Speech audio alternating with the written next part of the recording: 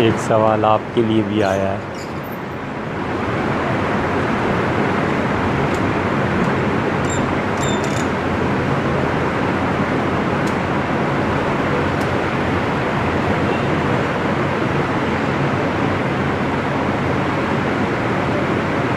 ایک سوال آپ کے لیے بھی آیا ہے۔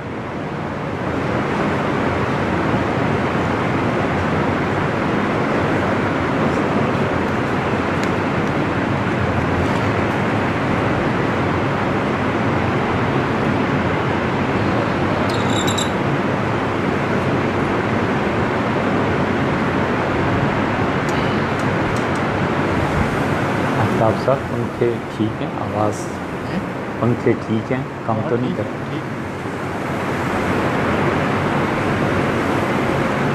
محرم الحرام میں شادی کے متعلق ایک سوال پوچھا گیا ہے۔ بات یہ ہے کہ شریعت نے پورے سال میں کسی بھی دن اور رات کے وقت میں شادی سے منع نہیں کی۔ یہ تو بتایا ہے کہ کن دنوں میں شادی کا کرنا افضل ہے، یہ بھی بتایا ہے کہ کن حالات میں کرنا افضل ہے۔ مثلاً ام المومنین حضرت عائشہ رضی اللہ عنہا نے کہا کہ عربوں میں شوال کے مہینے میں چھوٹی عید کے بعد شادی کرنا بہت منحوس سمجھا جاتا تھا، اور مجھے دیکھ لو میرا حال یہ ہے کہ میری بات جو طے ہوئی تھی وہ بھی شوال میں، پھر میرا نکاح بھی اسی میں ہوا اور رخصتی بھی اسی میں ہوئی، اور شوہر کے اعتبار سے مجھ سے زیادہ خوش قسمت عورت کون ہے؟ تو اس لیے اگر کوئی اس نیت سے شوال میں نکاح کرے چھوٹی عید کے بعد کہ ام المومنین حضرت عائشہ رضی اللہ عنہا نے اس کی تعریف فرمائی ہے، یہ اچھی چیز ہے، تو ٹھیک ہے، مستحب ہے، اچھا ہے۔ تو اس لیے کس حالت میں نکاح، وہ تو حالت دونوں طرف کی ہے، اس میں شریعت نے نکاح کو جتنی جلدی ہو سکے اتنا ہی ضروری قرار دیا ہے۔ حضور اقدس صلی اللہ علیہ وسلم نے فرمایا کہ قرآن کریم میں یہ آیت جہاد کے متعلق آئی ہے۔ آپ نے فرمایا، اللہ تعالیٰ فرماتے ہیں کہ علم تکن، اور اگر جہاد دنیا میں ختم ہو جائے گا، فتنۃ فی الارض، تو زمین میں رہنے والے لوگ آزمائش میں پڑ جائیں گے۔ کیا آزمائش ہے لوگوں کی؟ اسی طرح دوسری جگہ اللہ کہتا ہے کہ حدمت صوامع و بیع، یہودیوں اور عیسائیوں کی عبادت گاہیں مٹ جائیں گی، و مساجد، مسلمانوں کی عبادت گاہیں مٹ جائیں گی، اور وہ خانقاہیں مٹ جائیں گی جن میں کثرت سے اللہ کو یاد کیا جاتا ہے۔ تو اللہ نے جہاد کے ختم ہو جانے پر جو مصیبتیں آئیں گی نا قوموں میں، اس کا ذکر فرمایا ہے۔ اسی لیے کہا ہے کہ فتنۃ فی الارض، لوگ فتنے میں پڑ جائیں گے، فساد کبیر، اور جہاد ختم ہو گیا تو لوگوں بہت بڑے فسادات کا شکار تمہارا معاشرہ ہو جائے گا۔ حضرت رسالت پناہ صلی اللہ علیہ وسلم نے ٹھیک یہی بات نکاح کے متعلق کہی ہے، اور فرمایا جب تم کسی شخص کے دین سے راضی ہو اور اس میں بظاہر کوئی عیب نہیں ہے تو پھر نکاح کرنے میں جلدی کرنا، اور آپ نے کہا اگر نکاح جلدی نہیں کرو گے تو تکن فتنۃ فی الارض، زمین میں بہت آزمائش میں لوگ پڑ جائیں گے جن میں نکاح کی خواہش ہے، وفساد کبیر، اور بہت بڑے فساد مچ جائیں گے خدا کی اس زمین پہ اگر تم نے جلدی نکاح نہیں۔ اس کا تو اتنی جلدی کا ہے کہ حضرت رسالت پناہ صلی اللہ علیہ وسلم مستدرک حاکم میں آتا ہے، آپ نے کہا کہ کوئی خاتون ہاتھ پہ پیڑا رکھ کے اور تنور گرم و روٹی لگانا چاہتی ہو، اور آپ نے فرمایا اس کا شوہر گھر میں داخل ہوا اور اس نے اسے بلایا، تو اسے چاہیے کہ سب چیزیں چھوڑ کر اس کی طرف چلی جائے، اور اگر وہ ایسے نہیں کرے گی تو آپ نے فرمایا بڑا فساد ہو جائے گا۔ یہ سب چیزیں، اس کے برعکس نکاح محرم میں یا کبھی شریعت نے کچھ منع نہیں کیا، لیکن ایک بات ہے، یہ محرم میں نکاح کرنا کیوں؟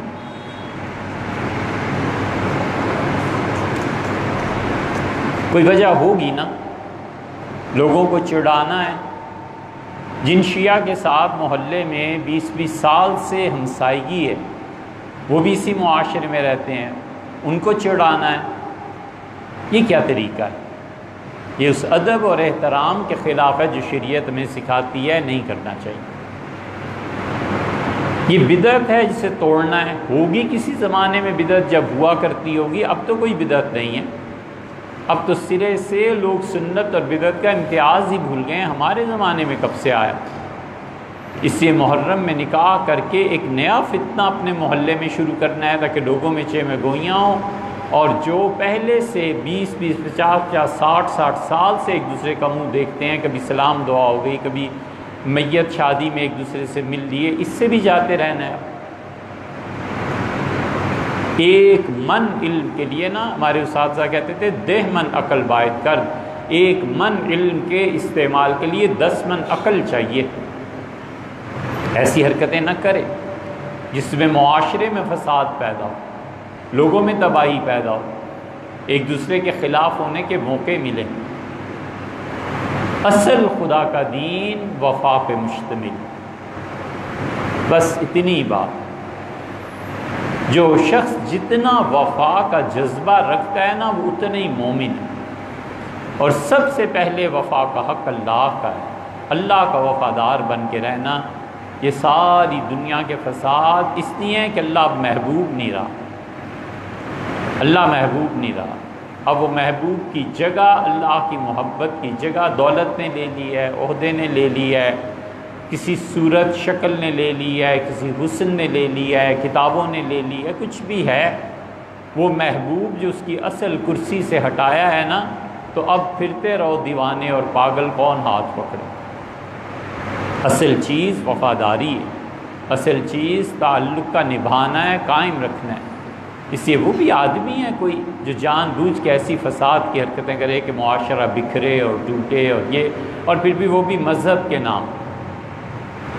حضور اقدس صلی اللہ علیہ وسلم کا یہی طریقہ تھا۔ نبی کریم صلی اللہ علیہ وسلم کئی چیزوں میں یہودیوں کی رعایت فرماتے تھے، کئی چیزوں میں عیسائیوں کی رعایت فرماتے تھے۔ حضرت رسالت پناہ صلی اللہ علیہ وسلم مکہ مکرمہ تشریف لائے ہیں، مکہ فتح ہوا ہے، اور حکم دیا ہے کہ بیت اللہ کو صاف کرو۔ تو علی رضی اللہ عنہ رسول اللہ صلی اللہ علیہ وسلم کے کندھوں پہ چڑھ گئے۔ علی یہ نہیں امیر المومنین، علی اصل میں زینب کے بیٹے تھے۔ رسول اللہ صلی اللہ علیہ وسلم کی جو بیٹی زینب تھی، ان کا نکاح ہو گیا تھا ربی بن الاس سے۔ تو ربی بدر میں قید ہو کے آ گئے تھے، لمبا قصہ ہے۔ اس کے آخر پہ یہی ہے کہ ربی ایک دن بغیر کسی اطلاع کے مدینہ منورہ پہنچ گئے، اور انہوں نے آ کر در اقدس کا دروازہ کھٹکھٹایا۔ تو رسول اللہ صلی اللہ علیہ وسلم کی بیٹی جو بدر کے قیدیوں کے سلسلے میں تبادلے میں زخمی ہو گئی تھی، پھر وہ زخم ان کا بہت مدت رہا، وفات بھی اسی میں ہوئی، اس کی وجہ سے انہیں بخار بھی تھا۔ تو انہیں پوچھا کون؟ تو ان کا ربی۔ تو ظاہر ہے کہ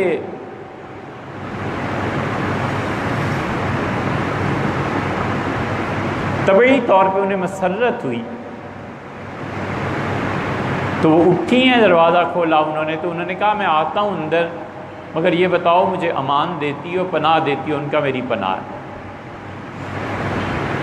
حضور صلی اللہ علیہ وسلم صبح کی نماز پڑھائی اور فرمایا لوگوں ربی میرا داماد رات آیا ہے، مجھے نہیں پتہ چلا، اور میری بیٹی نے پناہ دے دی ہے، اگر تم میری بیٹی کی دی ہوئی پناہ کو تسلیم کرو تو میں اسے پناہ دیتا ہوں، نہیں تو میں کہتا ہوں واپس۔ لوگوں نے کہا اللہ کے رسول آپ کی صاحبزادی زینب رضی اللہ عنہ کی پناہ ہم سب کی طرف۔ تو ان سے بیٹا تھا علی، یہ علی بچہ تھا، رسول اللہ صلی اللہ علیہ وسلم کے کندھوں پہ سوار ہوئے ہیں یہ، اور نبی کریم صلی اللہ علیہ وسلم بیٹے یہ سب صاف کرو۔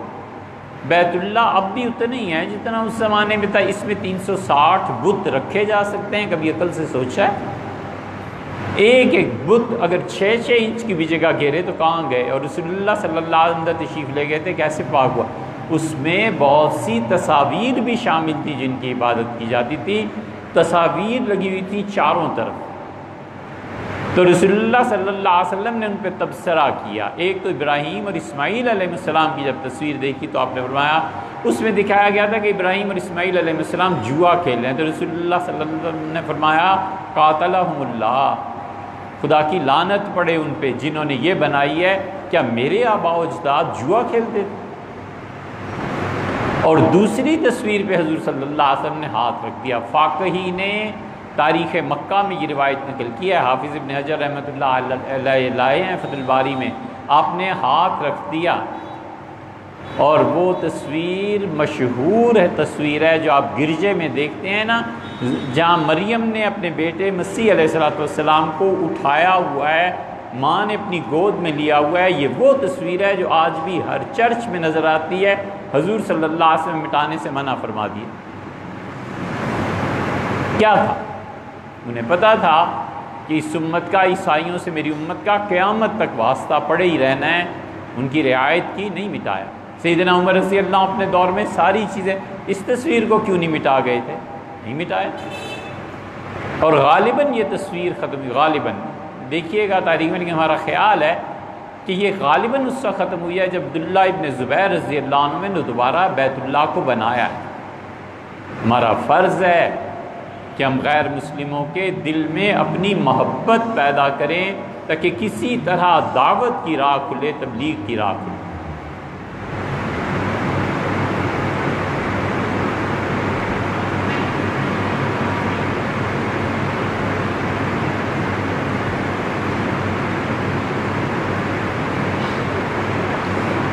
حضرت رسالت مآب صلی اللہ علیہ وسلم نے مسئلہ پوچھا گیا تھا، ایک آدمی نے کہا تھا کہ اللہ کے رسول میں نافرمان رہا عمر بھر، اور اب میرے والدین انتقال کر گئے تو اب میں کیا کروں؟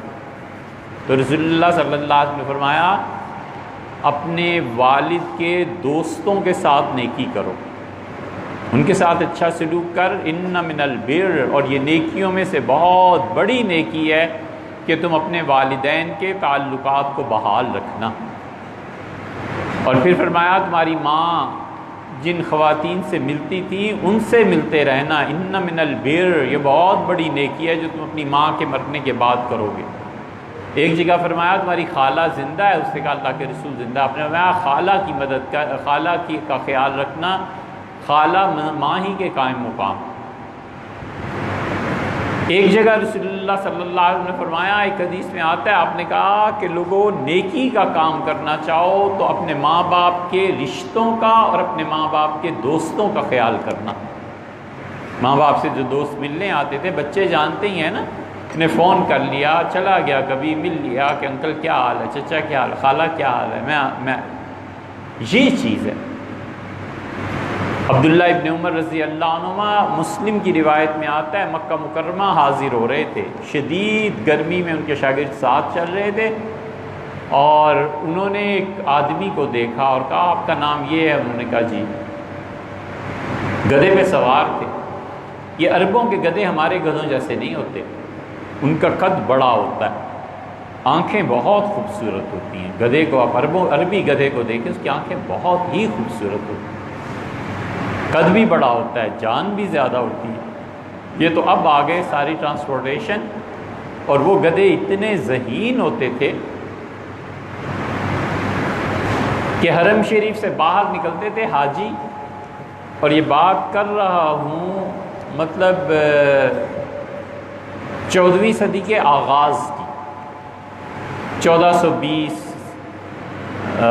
نہیں 1330-40 میں، ایسے زمانے میں باہر نکلتے تھے احرام باندھ کے، یا کہیں سے عمرہ کرنا ہے نا، تو وہ گدھے کے مالک کے پاس جا کے کہتے تھے جیرانہ جانا ہے، یا کہتے تھے تنعیم مسجد عائشہ رضی اللہ عنہ جانا ہے۔ مسجد عائشہ رضی اللہ عنہ 4 کلومیٹر کے قریب ہے، اور زمانے میں کچے راستے ہوتے تھے، وہ اس کو گدھے پہ بٹھاتا تھا اور اس کے بعد خوش آواز لگاتا تھا، گدھا خاموشی سے چل پڑتا تھا، وہاں تنعیم پہنچتا تھا، حاجی غسل کرتا تھا، عمرہ یا جو بھی اس کا احرام باندھتا تھا، پھر بیٹھتا تھا گدھا پھر واپس چل کے اسی مالک کے پاس پہنچ جاتا۔ مالک سارا دن بیٹھا رہتا تھا، اور گدھے کی سواری ایسی تھی۔ تو گدھے وہاں کے اور ہوتے ہیں، حضور اقدس صلی اللہ علیہ وسلم متعلق جو آیا نا گدھے کی، وہ ایسا گدھا ہوتا ہے۔ تو عبداللہ ابن عمر رضی اللہ عنہ نے ان سے پوچھا کہ آپ کے والد، ان کا یہ نا، آپ کے دادا کا نام یہ تھا؟ ان کا جی۔ تو اترے اپنے گدھے پہ، انہیں بٹھایا، شدید گرمی، سر سے پگڑی اتاری، انہیں دی اور کہا چچا جیسے آپ چاہیں باندھ لیں۔ تو انہوں نے کہا، ان کے شاگردوں نے، کہ حضرت یہ اتنی گرمی میں پیدل چلنا، بڑھاپا، یہ کیا کر رہے ہیں آپ؟ ان کا تمہیں پتہ نہیں ہے یہ میرے والد امیر المومنین کے دوست ہیں۔ ان کا عمر رضی اللہ عنہ کے ساتھ ان کا اٹھنا بیٹھنا تھا، اور میں نے حضور صلی اللہ علیہ وسلم سے سنا ہے، آپ نے فرمایا ان من البر، لوگوں بہت بڑی نیکی اگر تم اپنے والدین کے ساتھ کرنا چاہو تو ان کی وفات کے بعد ان عورتوں اور مردوں کا خیال رکھنا جو تمہارے ماں باپ کے دوست اور سہیلی، یہ کیجیے۔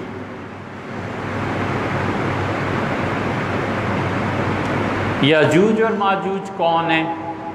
قبیلے ہیں، پتہ نہیں بھائی کوئی اس کے بارے میں، اصل میں یہ جتنی چیزیں ہیں نا غیب کے پردے میں ہیں، ہم کچھ نہیں کہہ سکتے۔ ممکن ہے چین والے ہوں، انور شاہ صاحب رحمۃ اللہ فیض الباری میں بھی اس پہ اظہار فرمایا ہے کہ ممکن ہے یہ ترک ہوں، ممکن ہے روس والے ہوں، اور ممکن ہے ہم ابھی اس لیول پہ پہنچے ہی نہیں ہیں، ہم 3-4 پہ چل رہے ہیں، اور ممکن ہے یہ دنیا جب 6 کے درجے میں پہنچے، 7 کے درجے میں پہنچے تو کوئی مخلوق ایسی نکلے جو واقعی ہو، کچھ نہیں کہا جا سکتا۔ حضور اقدس صلی اللہ علیہ وسلم دجال گدھے پہ سفر کرے گا اور گدھے کے ایک کان اور دوسرے کان کے درمیان اتنا فاصلہ ہوگا، یہ وہ۔ اب یہ احادیث آئی ہیں، کیا ضرورت ہے آخر ان میں اتنی تحقیق کی؟ بس ٹھیک ہے، جیسے فرمایا وقت آئے گا، اللہ ہمیں تو بچائے، جن کے وقت میں دجال آئے گا وہ خود ہی جانتے ہوں گے ان احادیث کو، اس کو دیکھ لیں گے، ہمیں کیا ضرورت اتنی بڑی۔ اس لیے یہ جتنے بھی لوگ ان موضوعات پہ گفتگو کرتے ہیں نا اور اپنی طرف سے عقلاً ثابت کرنے کی کوشش کرتے ہیں، انہیں احتیاط کرنی چاہیے۔ ایسے نہ ہو کہ اللہ اور اس کے رسول صلی اللہ علیہ وسلم کی مراد چین والے نہ ہوں، اور یہ کہ چین والے ہیں تو قیامت میں کہیں پکڑا جائے، اللہ کہیں کہ میری مراد تو چین والوں سے نہیں تھی، تم میرے ترجمان کب سے بن گئے تھے؟ یہ تو جبریل کو بھی نہیں پتا جو تمہیں پتہ ہے، یہ تو تشریح پہلی مرتبہ تم نہیں کی تھی، اس سے پہلے تو ہم نے بھی نہیں کبھی کسی سے سنی تھی، تو پھر کیا جواب دینا ہے؟ اس لیے امکان کے درجے میں یہ ساری چیزیں، حضور اقدس صلی اللہ علیہ وسلم، دجال ساری دنیا میں گھوم جائے گا، دجال اتنا، اس کے آنے میں ٹائم بدل جائے گا، اس سے بڑی تبدیلی کیا ہوگی کہ ٹائم بدل جائے گا۔ عرض کیا کہ اللہ کے رسول نماز کیسے پڑھیں گے؟ آپ نے فرمایا اندازہ کر کر کے پڑھتے رہنا۔ تو جو چیز ٹائم کو چینج کر دے گی، اس سے بڑی فتنے اور آزمائش کی چیز کیا ہوگی؟ مگر کیا کریں، کب ہوگا، کیا ہوگا؟ بس حضور صلی اللہ علیہ وسلم فرما دیا، ہمارا ایمان ہے، حقیقت اس کی اللہ جانے۔ غریب ہمسائے کی مدد کرنا فرض، ہمسائے جو ہوتے ہیں نا وہ بھی، اور جو ذی محرم ہوتے ہیں، اور جو بچہ یتیم رہ جاتا ہے، ان سب کی مدد کرنا فرض۔ اس کو ایک مثال سے سمجھیں، فقہا نے لکھا ہے کہ بچے کی ماں کا انتقال ہو گیا اور بچہ چھوٹا ہے، اب کیا جائے؟ تو کہتے ہیں سب سے پہلا حق 7 برس کی عمر تک، 7 ایئرز، اس کی نانی کا ہے۔ نانی پالے، نانی اپنے پیسے پہ پالے، نانی اس کے والد سے پیسہ لے اور پالے۔ سب سے افضل یہ ہے کہ اپنا پیسہ خرچ کرے، نہیں ہے اس کے والد سے لے۔ اور اس کی ماں کے وفات کے بعد وہ جو ترکہ ہے وہ کیا ہے؟ شریعت کے مسائل کو ایک ایک سطر کے نہیں ہوتے۔ ماں جو چھوڑ کے گئی ہے دنیا میں، یہ کیا ہے؟ ماں جو کچھ چھوڑ کے گئی ہے، اگر ہمارا معاشرہ ہے تو ہمارے نزدیک جہیز لڑکی کی ملکیت ہوتا ہے، استعمال کے لیے نہیں ہوتا، وہ مالکہ بن جاتی ہے۔ ایک ہے استعمال کے لیے دے دینا اور ایک ہے مالکہ بن جانا، دونوں چیزوں میں فرق ہے۔ مہمان آیا، اس کے سامنے کھانا رکھا اور اس سے دیکھا کہ برتن بہت اچھے ہیں، اٹھا کے چلتا پھرے، یہ بات نہیں ہے۔ وہ تو کھانے کے لیے، استعمال کرنے کے لیے، کوئی مالک تھوڑا ہی بنا دیا۔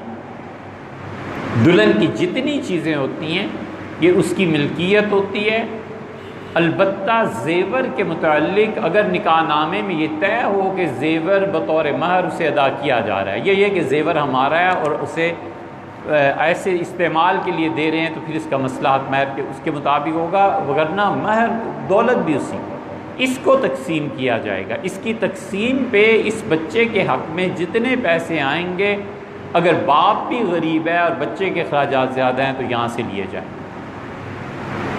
جتنا پیسہ اس یتیم بچے، اس ماں مر گئی تو اس بچے کے حق میں آئے گا، اس سارے پیسے کو اس کے باپ کے حوالے کیا جائے گا، تاکہ باپ اس پیسے کا مالک نہیں ہے، تجارت نہیں کر سکتا، اس پیسے کو چھیڑ بھی نہیں سکتا، یہ پیسہ اس کی کسٹڈی میں رہے گا، یہ پیسہ اس کی نگرانی میں رہے گا کہ اس پیسے سے اب وہ بچے کو پالے۔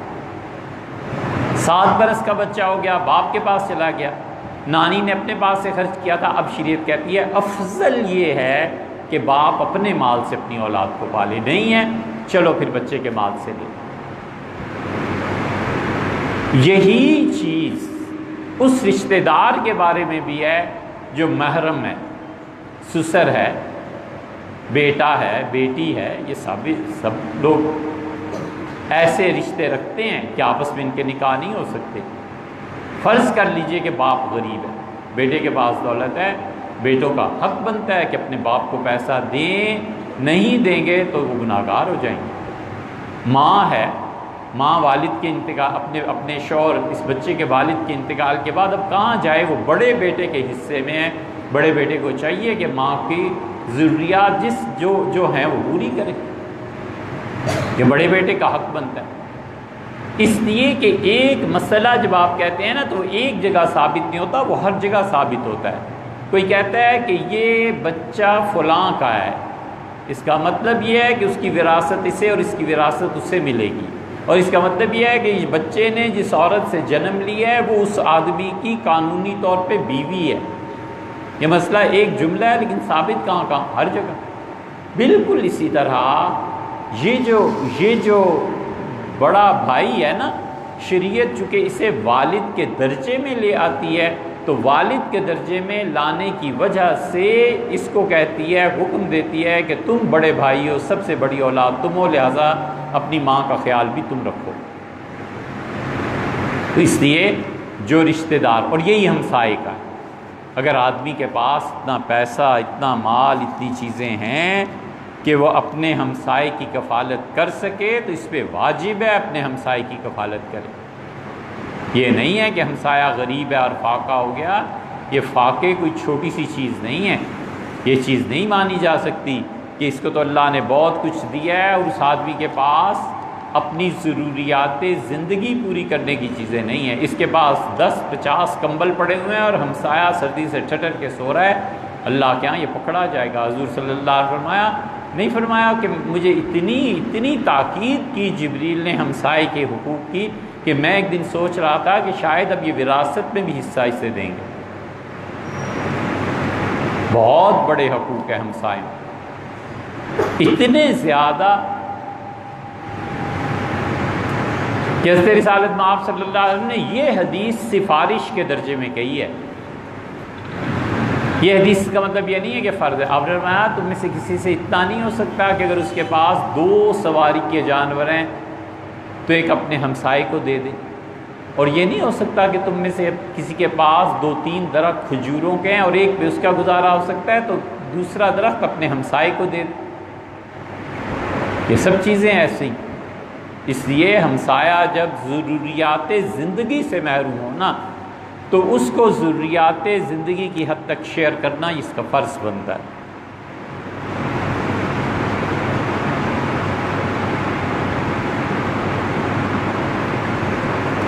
ایک شخص نے کسی کو قرض دیا لیکن مقروض اس قرض کو ادا کرنے کی استطاعت نہیں رکھتا، تو قرض دینے والا اس رقم کو زکوٰۃ کی مد میں سے منہا کر سکتا ہے؟ حنفیہ اصل میں تو اس کی اجازت نہیں دیتے، وہ کہتے ہیں 1 لاکھ روپے اس سے قرض دے دیا، اب زکوٰۃ کا مہینہ آ گیا، اس نے 1 لاکھ روپیہ دیا نہیں، اب یہ کیا کرے؟ اس پہ 2 لاکھ زکوٰۃ بنتی تھی، اپنی اس سے کہا اے اللہ 1 لاکھ تو وہ گیا جو میں نے اس کو دیا تھا اور 1 لاکھ زکوٰۃ میں دے دیتا ہوں۔ حنفیہ اس کی اس لیے قائل نہیں ہے کہ وہ کہتے ہیں کہ زکوٰۃ کی ادائیگی میں ادا کرتے وقت نیت کرنا شرط ہے، اس کو بتانا ضروری نہیں ہے، لیکن خود اپنی نیت ہونی چاہیے کہ یہ پیسہ زکوٰۃ میں ادا کر رہا ہوں۔ لیکن چند ایک مسائل ہمارے زمانے کے ایسے ہیں جن میں بڑی دقت پیش آ گئی ہے، بڑی تنگی پیش آ گئی ہے۔ ہم یہ نہیں کہہ رہے کہ فتویٰ یہ ہے، صاف فتویٰ بڑی چیز ہے، فتوے کی سند اللہ تک پہنچتی ہے۔ اللہ نے کہا قل اللہ یفتیکم، کہو اللہ فتویٰ دیتا ہے۔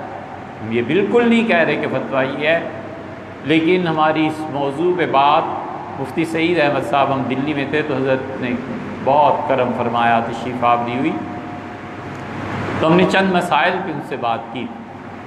ان میں سے ایک مسئلہ یہ بھی تھا کہ ہم نے کہا حضرت ہمارے زمانے میں یہ بڑا مشکل ہو گیا ہے کہ اب اس کو قرض میں معاف کر دیں زکوٰۃ کی نیت سے، اور یہ سے کہیں کہ زکوٰۃ نہیں ہوئی، اب وہ کب دے گا اور یہ کب لے گا اور کیا ہوگا۔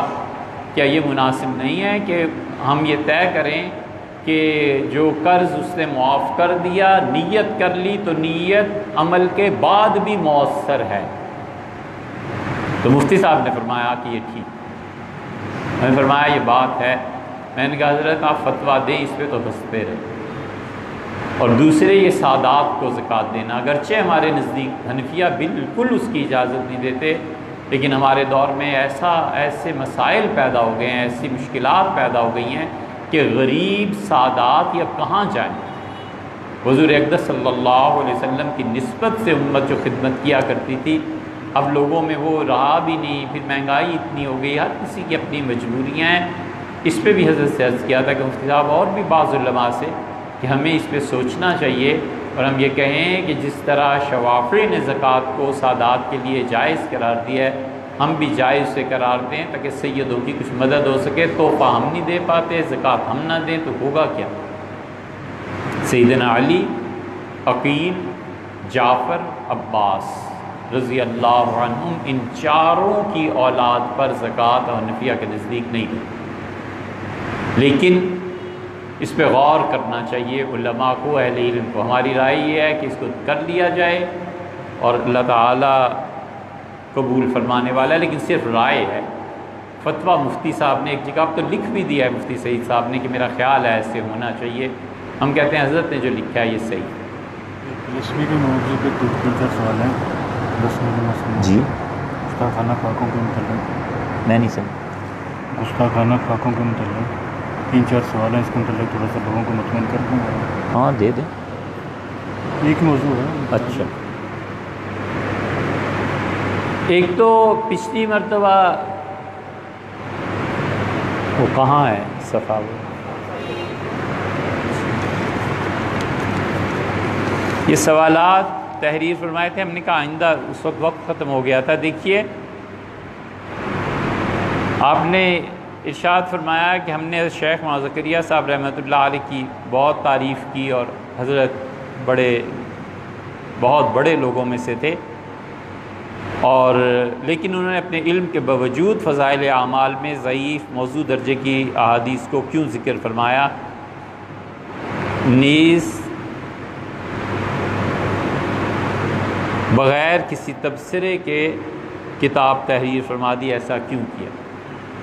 دیکھو بھیا، شیخ بہت بڑے آدمی، شیخ جیسے آدمی کئی صدیوں میں پیدا ہوتے ہیں، وہ ان لوگوں میں سے تھے جن کے متعلق حدیث میں آتا ہے انہیں دیکھ کے اللہ یاد آتا تھا۔ ہم اپنے شیخ مولانا ابوالحسن علی ندوی رحمۃ اللہ علیہ کو دیکھا کہ شیخ کی مجلس میں وہ مکہ مکرمہ میں عصر کے وقت بیٹھے، اور مغرب کی اذان سے کچھ پہلے شیخ نے فرمایا کہ آپ لوگ جاؤ حرم میں نماز پڑھو، مغرب کی نماز۔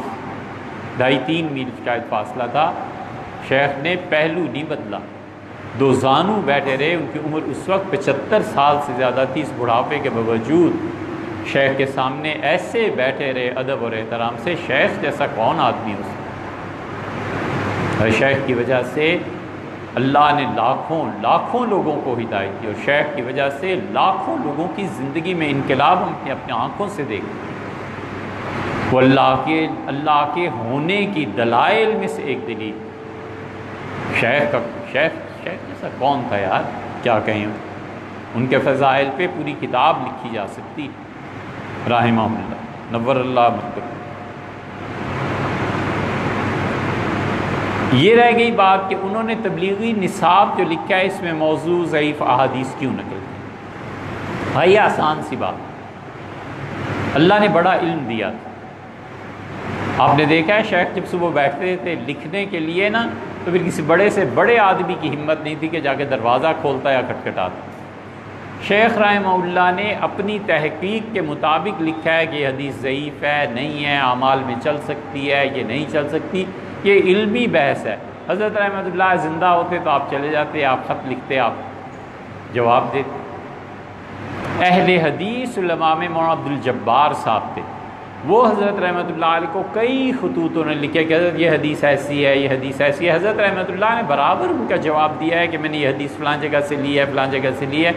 آپ شیخ کے مکتوبات پڑھی، اتنا زبردست ذوق تھا شیخ کا تحقیق میں کہ جب عمر ان کی 82-83 سال ہوگی تو بھی سہارنپور شیخ الحدیث وہاں یونس رحمۃ اللہ علیہ کو، یونس جونپوری رحمۃ اللہ کو لکھتے تھے کہ یہ حدیث ہے، ذرا اس کی تحقیق کر کے بھیجو، یہ حدیث ہے، اس کی تحقیق کر کے بھیجو۔ لندن گئے تو کمپیوٹر اس وقت ہو چکا تھا، شیخ نے فرمایا کہ اچھا فلاں حدیث دیکھو، تو اسی وقت لڑکے نکال کے لائے، ان کا حضرت یہ حدیث فلاں فلاں کتابوں میں آئی ہے، تو بہت ہنسے، فرمایا اس ایک حدیث کو تلاش کرنے کے لیے 28 سال میں کتابوں کو دیکھتا رہا، اور یہ کیا اللہ کی نعمت ہے کہ چند منٹ میں مل گئی۔ تو اس سے یہ علمی مباحث شیخ کے نزدیک وہ حدیث صحیح ہوگی۔ آپ نہیں جانتے کہ مسلم کی روایات کتنی ہیں؟ امام بخاری رحمۃ اللہ علیہ، امام بخاری رحمۃ اللہ علیہ کی حدیث مسلم بعض نہیں مانتے۔ مسلم کی اس روایت کو کون مان سکتا ہے کہ ابو سفیان رضی اللہ عنہ نے رسول اللہ صلی اللہ علیہ وسلم درخواست کی کہ میری بیٹی ام حبیبہ سے آپ نکاح کر لیں؟ کیسے ممکن؟ ام حبیبہ تو ان کی شادی ہوئی تھی، حبشہ ہجرت کر گئی تھی، تو ان کے جو شوہر تھے وہاں جا کر عیسائی ہو گئے تھے، اور پھر ان کا انتقال ہو گیا تھا، اور جب یہ بیوہ ہوئی ہیں تو نجاشی نے پیغام بھیجا حضور اقدس صلی اللہ علیہ وسلم کو کہ میں آپ کا نکاح اس خاتون سے کرنا چاہتا ہوں۔ تو رسول اللہ صلی اللہ علیہ وسلم نے جمرہ کو بھیجا تھا اپنا وکیل بنا کے، اور فرمایا میری طرف سے اسے قبول کر لینا، اس خاتون کو رملہ کو، اور پھر لے آنا۔ تو سوال ہی پیدا نہیں ہوتا کہ ابو سفیان نے کبھی بھی رسول اللہ صلی اللہ علیہ وسلم کو کہا ہو کہ میری بیٹی، یہ حدیث مسلم کیا کوئی نہیں مانتا۔ تو اس کی بہت مثالیں آپ جانتے ہی ہوں گے، سوالات سے معلوم ہوتا ہے کہ آپ پڑھے لکھے آدمی ہیں، یہ ہے بات۔ دوسری بات آپ نے تحریر فرمائی کہ استمتاع بلا حائل کے، تو آپ امام محمد رحمۃ اللہ علیہ کو دیکھیے، جہاں ہم نے اس مسئلے کا ذکر کیا ہے نا، ہمارے پیش نظر امام محمد رحمۃ اللہ علیہ کی تصریحات رہی ہیں۔ موطا امام محمد کی وہ شرح جو ملا علی قاری نے لکھی ہے وہاں دیکھ لیجئے۔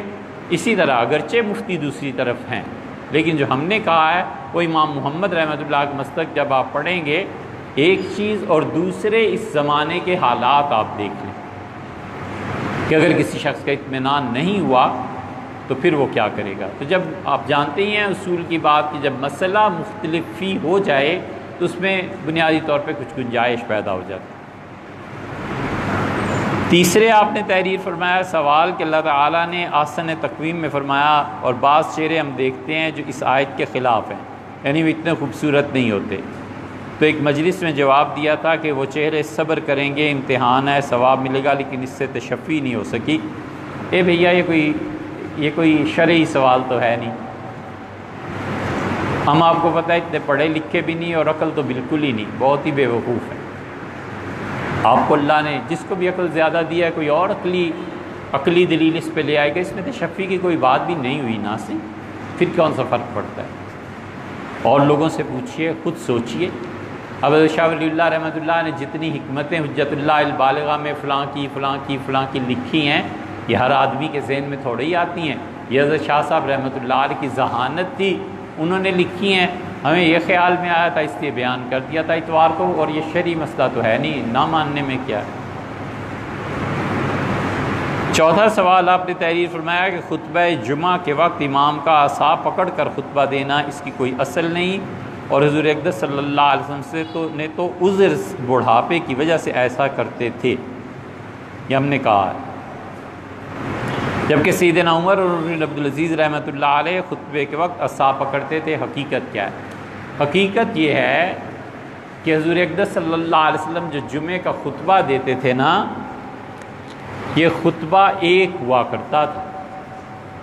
نبی کریم صلی اللہ علیہ وسلم کی عمر شریف کے ساتھ تغیرات جو واقع ہوئے ہیں، ان میں سے ایک تو یہ تھا کہ آخری حصے میں عمر مبارک کے جب خطبہ دیتے تھے تو پھر ایک طویل تقریر نہیں کر پاتے تھے، بیٹھ جاتے تھے، پھر سہارا لے کر کھڑے ہوتے تھے، پھر رسول اللہ صلی اللہ علیہ وسلم دوسری اسی تقریر کو کنٹینیو کرتے تھے۔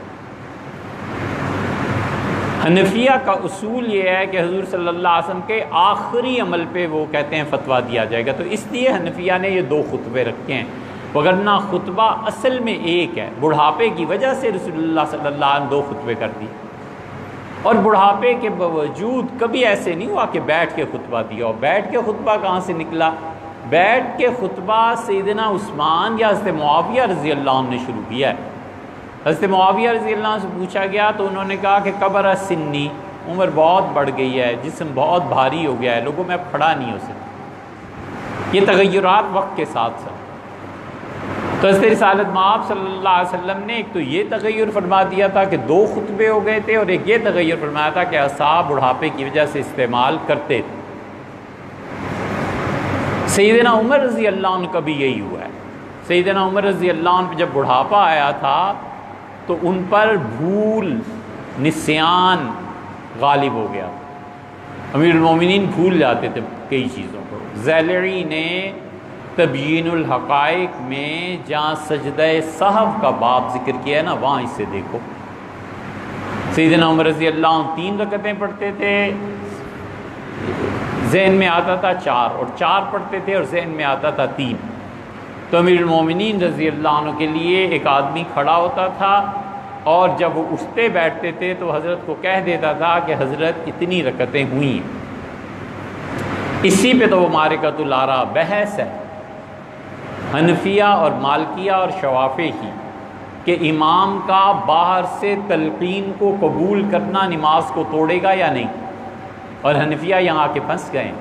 وہ کہتے ہیں حضرت عمر رضی اللہ عنہ باہر سے تلقین کو قبول کرتے تھے۔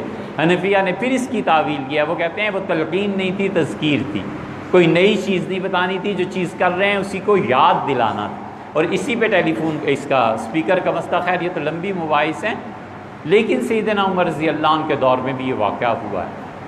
رہ گئے عمر بن عبدالعزیز رحمۃ اللہ علیہ، تو ہوگا عمر بن عبدالعزیز رحمۃ اللہ علیہ، ہم نے جہاں پڑھا ہے، ہمیں اب تک تو دیکھا نہیں، آپ نے لکھا ہے تو یقیناً ایسی ہوگا، آپ کی مطالعہ، آپ کی تحریر بالکل صحیح ہے۔ لیکن آپ دیکھیں حنفیہ کا اس میں مسلک کیا ہے۔ شامی نے، عالمگیری نے خلاصہ کے حوالے سے دونوں نے مکروہ کہا۔ ان کا امام کا کھڑے ہو کے عصا پر ٹیک لگا کے خطبہ دینا، یا قوس، اس زمانے میں امام کمانڈر بھی ہوتا تھا نا فوج کا، تو تیر کمان کو وہ رکھ کے اس پہ ہاتھ رکھ کے خطبہ دیتے تھے۔ انہوں نے کہا کمان پہ ہاتھ رکھنا یا پھر عصا پہ ہاتھ رکھنا مکروہ ہے۔ اور آخری بات یہ ہے کہ زیادہ زیادہ اسے کیا ثابت کر لیں گے؟ فرض، واجب،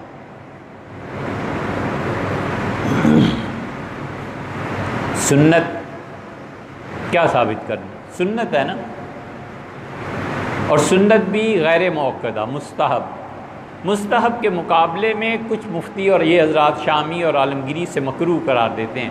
تو کیا یہ بہتر نہیں ہے کہ ہم مستحب کو اختیار کرنے کی بجائے اسے مکروہ سمجھ کے چھوڑ دیں؟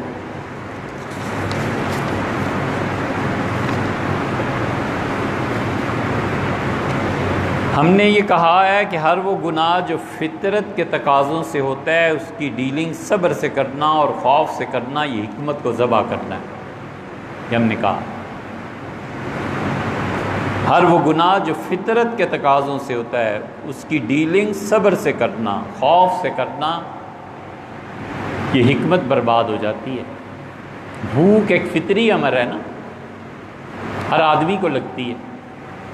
اس بھوک میں اس کو تلقین کرنا کہ صبر کرو، اور بھوک کو مٹانے کے اسباب ہوتے ہوئے کام نہ کرنا، کھانا ہوتے ہوئے بچوں کو نہ دینا۔ ٹیلی فون پہ لمبی گپ شپ چل رہی ہے اور بچے بیٹھے ہیں کہ ماں کو سہیلیاں چھوڑیں تو آ کے کچھ ہماری، صبر کرنا پڑ رہا ہے نا۔ اسی طرح خوف کہ اگر میں نے بات کی کہ میں کھانا کھا کے آپ کے ساتھ جاؤں گی تو مار دے گا، یہ حکمت کو ذبح کرنا ہے، یہ قید ہے۔ بچے دماغی طور پر قید ہیں کہ ماں فون ختم کرے، یہ مثال دے رہے ہیں ہم، اور وہ عورت بیوی دماغی طور پر قید ہے کہ شوہر صاحب لے جائے، میں کھانے کا کہوں گی تو مار پٹیں گی یا کچھ ہوگا یا گالم گلوچ ہوگی۔ جب دماغ اس طرح مقید ہوتا ہے تو وہ حکمت برباد ہو جاتی ہے، وہ دماغ اعلیٰ صلاحیت پہ کام نہیں کر سکتا۔ کبھی بھی جن لوگوں سے کام لینا ہوتا ہے نا، ان پہ مناسب حد سے زیادہ پریشر نہیں ڈالنا چاہیے۔ بچہ کھیلنا چاہتا ہے، گیل یا کیا بھول غلط ہو گیا، بلہ، گیند، آلو قیمہ ہو گیا، کمو والی کہہ دیتے ہیں، گیند سے یا بلے سے کھیلنا چاہتا ہے، دو اس کو گیند اور بلہ لا کے، بیٹے میدان حاضر ہے، کھیلو، گرو گے تو تمہاری مرضی ہے، چوٹ لگے گی تمہاری مرضی ہے، ہم نے تو آزاد رکھا ہے۔ یہ آزادی خدا کی بہت بڑی نعمت ہے، کبھی بھی ذہنی غلامی میں مبتلا نہیں ہونا چاہیے۔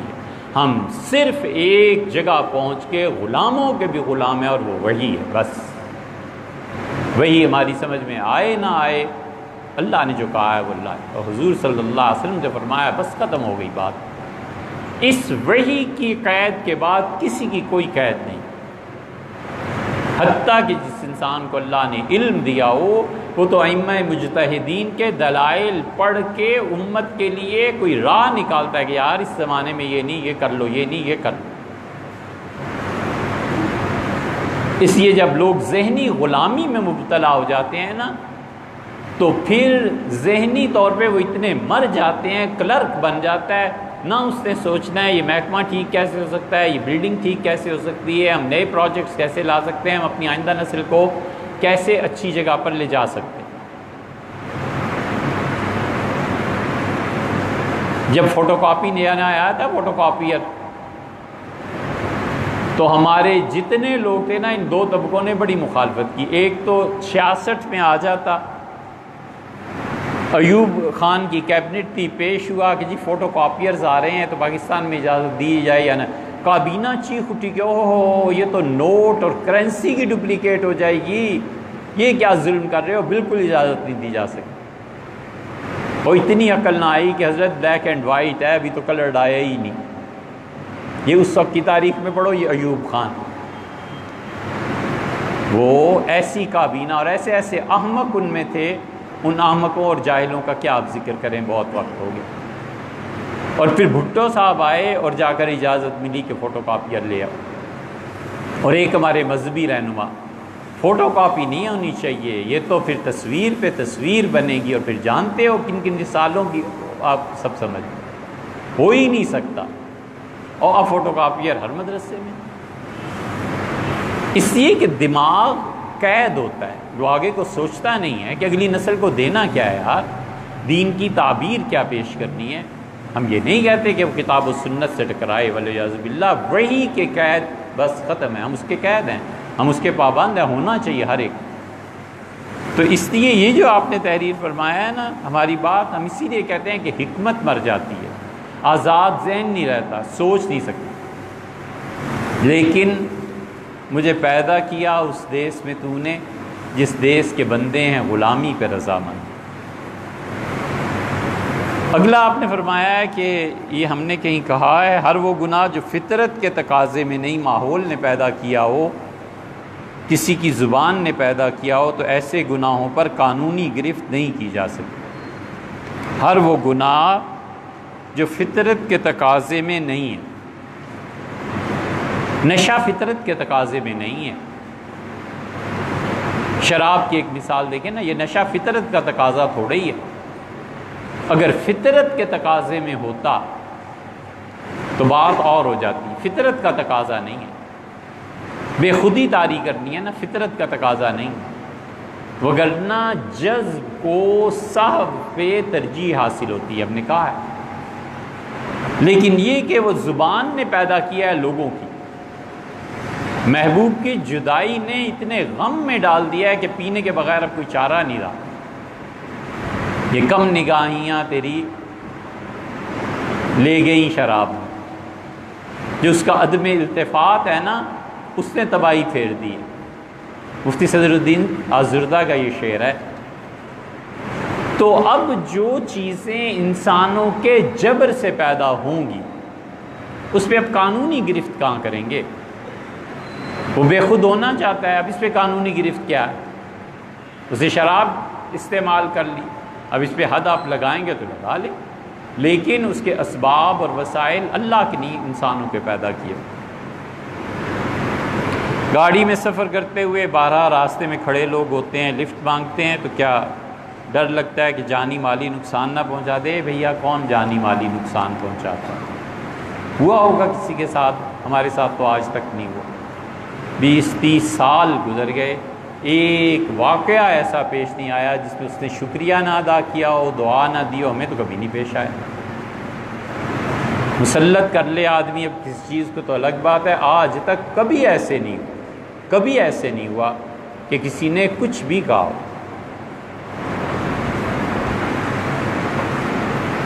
پبلک ٹرانسپورٹ پہ سفر کرتے ہوئے سیٹ دینی چاہیے یا نہیں، یہ آپ کی اپنی مرضی۔ آخری سوال آپ کے لیے، سفر کرتے ہوئے کسی کو سیٹ دے دینا یہ خالصتاً وہ نیکی ہے جو آپ خود کریں، دیں آپ کی مرضی، نہ دیں آپ کی مرضی۔ کھڑا ہونے کی طاقت ہے تو ضرور دے دیں، بہت بڑی چیز ہے۔ ہم آپ کو بتائیں کہ کسی آدمی کے لیے گنجائش پیدا کر دینا، کسی راستے میں کھڑے ہوئے کو لفٹ دے دینا، ایک آدمی آئے اور 2 ذرا سے ادھر ہو کے اسے بٹھا دیں، یہ بہت بڑی نیکی ہے۔ اللہ نے کہا فَافْصَحُوا، لوگوں کو جگہ دیا کرو، یفصح اللہ لکم، اللہ تمہیں جنت میں جگہ دے دے گا۔ اتنی بڑی نیکی ہے۔ آپ نے 1-2 فٹ جگہ دے دی نا، اللہ جنت میں جگہ دے دے گا۔ رسول اللہ صلی اللہ علیہ وسلم نے تم میں سے کسی شخص کو جنت میں 1 کوڑا 1.5 فٹ کا تقریباً ہوتا ہے، اتنی جگہ مل جائے 1.5 فٹ کی تو یقین مانو تمہارے لیے اس پوری کائنات سے اچھی چیز۔ رہ گئی آخری بات، خاکوں۔